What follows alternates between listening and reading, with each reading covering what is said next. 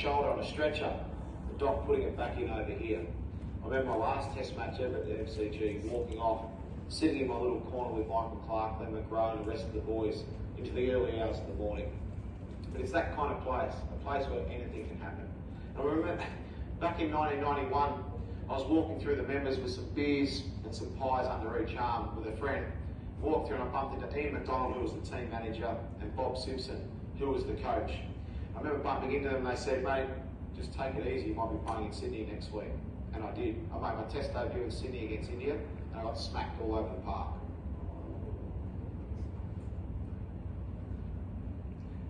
And when I say I got smacked, I got carted and I ended up with 1 for 150. But what it did, it gave me a taste of international cricket. And I thought, you know what, this is what I want to do. I want to become a cricketer, become the best cricketer I possibly can. I was very lucky, got to speak to guys like Ian Chappell, Rod Marsh, Terry Jenner, and I worked hard on my fitness because I was a bit of a fat bastard at the start. And I worked hard on my bowling. I worked for hours and hours every day with Terry Jenner in the nets.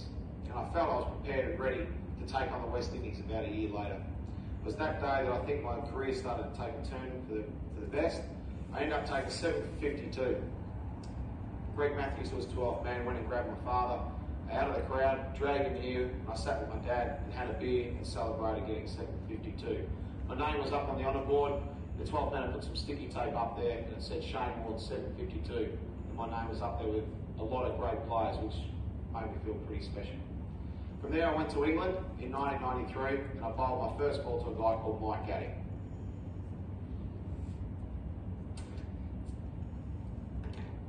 You're always nervous when you're about to bowl your first ball in any match, let alone a test match against England. First ball in test cricket in England for Shane Warne.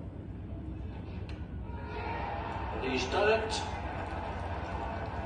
He started off with the most beautiful delivery. Gaddy has absolutely no idea what has happened to it. Yep, it was a little bit of arse, complete arse, actually a bit of a fluke. But I believe it was just meant to be. But also, I think you make your own luck. One of my strengths is working out the strategy to come against most players, to work out what plan I'm actually going to put in place. Working out whether they've got an open stance, got a closed stance, they've got a bottom hand grip, top hand grip, what do they actually like to do? I like to try and find a weakness in the batter. Whether I haven't seen them, I understand and slip and have a look. Working it out was my strength. And whenever I got to the top of my mark, I'd say, right, I've got my plan, I've worked out what his weakness is. I look around my field, make sure that's all alright. Now it's about clearing my mind and about execution. Some days it worked, some days it wouldn't work. Two of the things I used to always have to remind myself was think high, which was my arm when I got a bit tired, to get my arm because I get a bit low, get that up a bit, and also spin up. And that was not to spin the ball down, but to spin the ball up, which would give it a little bit of shape, a curve, and a little bit of balance. Sometimes it all came together. Look, I was part of some great wins for Australia. We've sailed all over the world. From a personal point of view, a hat-trick in a Boxing Day test match at the G was pretty amazing. Leading up to this, taking the first couple of wickets, thinking about, okay, Devon Malcolm's going to come out to bat, and what am I actually going to bowl to him? You think about a flipper, leg break, top spinner, wrong, what am I going to actually bowl? He looked like Robocop with all his padding. He looked like he was facing 150k delivery, not a spinner. Shane Warne, what a hat kick.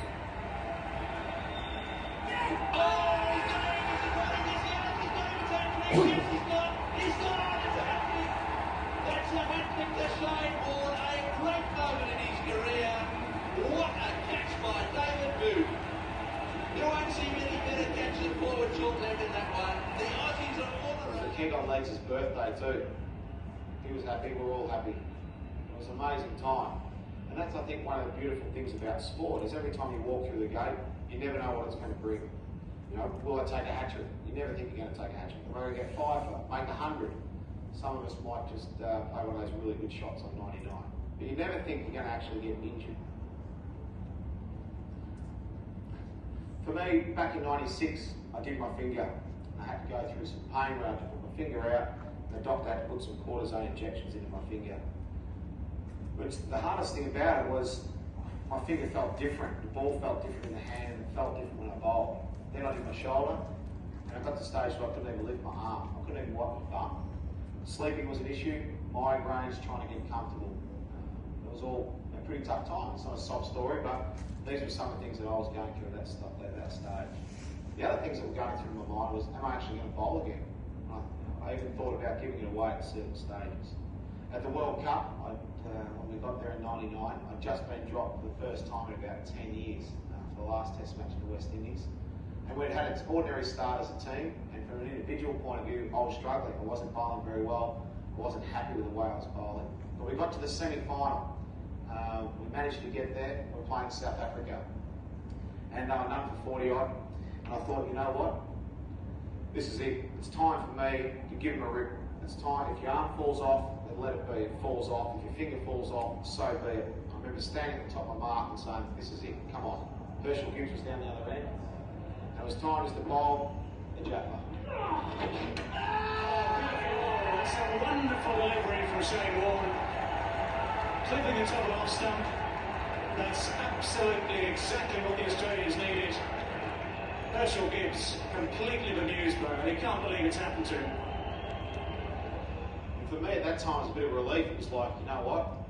I can do it. And it gave me the confidence to go on and take some wickets that day. And also, we managed to tie the semi-final, which put us into the final. We won the World Cup.